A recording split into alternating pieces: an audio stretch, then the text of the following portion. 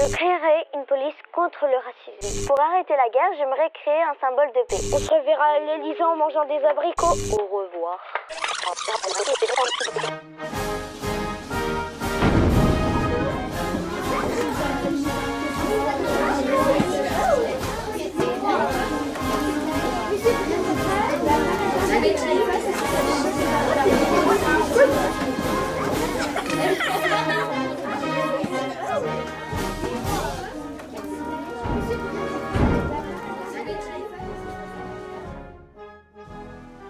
Chers compatriotes, si j'étais président de la République, je créerais une police contre le racisme. Leur uniforme serait différent des autres. Sur leur képi seraient dessinés des enfants qui se tiennent la main, un noir, l'autre est blanc. Sur leur uniforme serait écrit « Police contre le racisme ». Il y aura une application. Si on t'a harcelé, tu pourrais rentrer dans cette application. Tu dirais comment on t'a harcelé, où t'as harcelé. Tu pourrais décrire la personne. Si on retrouvera cette personne, on va l'obliger à travailler sans être payé 2 semaines ou 3. Si on l'attrape encore une fois, il va avoir une amende et il va travailler 6 mois, même 1 an on peut dire. Merci de m'écouter.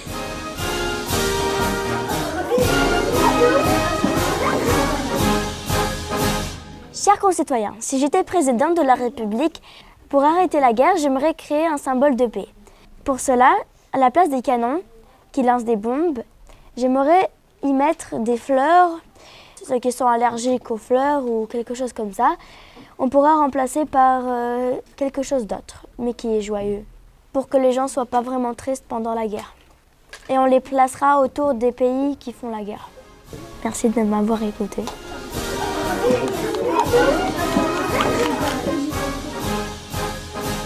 Chers Français, si j'étais président de la République, je donnerais des logements sans abri.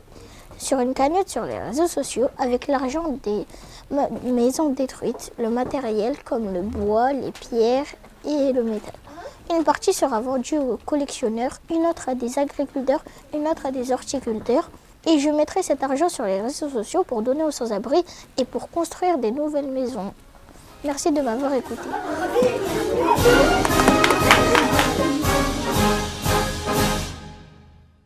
Chers Français, chères Françaises, petits et grands, ne perdons pas plus de temps.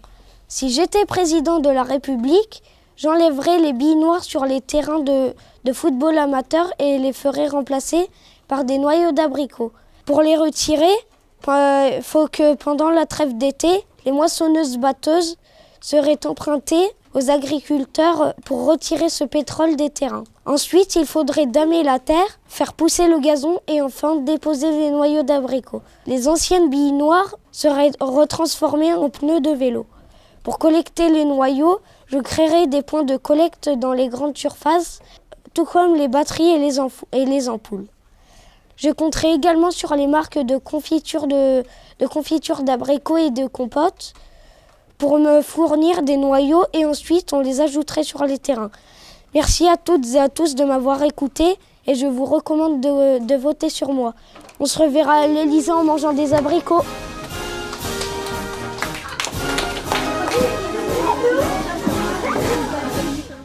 Chers compatriotes, si j'étais présidente de la République, je mettrais plus de football dans les écoles.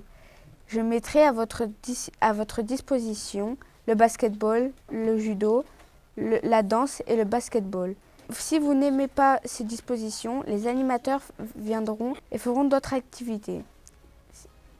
Au revoir.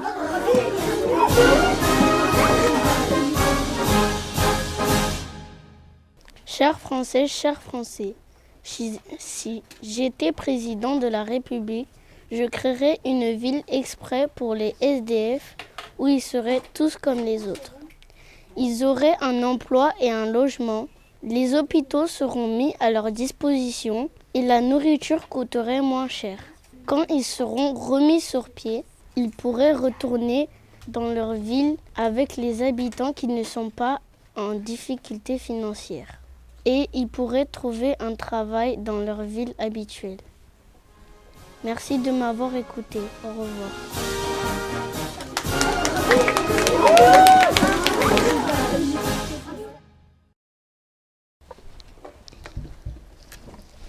Chers compatriotes, petits et grands, si j'étais président de la République, ramasser des déchets par terre serait un métier avec un salaire selon la masse et le type de déchets ramassés, recyclables ou non recyclables. Il y aurait évidemment des tenues hygiéniques pour ces travailleurs, comme des gants qui seraient fournis par les communes. Les déchets seraient remis à des collecteurs dans les magasins, à des recycleries ou à des centres de recyclage. Les ramasseurs présenteraient leur passeport de travail et en échange des déchets apportés, ils recevraient un salaire. Les magasins vendraient ensuite les déchets recyclables aux usines de recyclage. Il y aurait certainement des gens qui ramasseraient plus de déchets que d'autres. Il y aurait donc un salaire minimum et un salaire maximum. Merci de m'avoir écouté. Au revoir.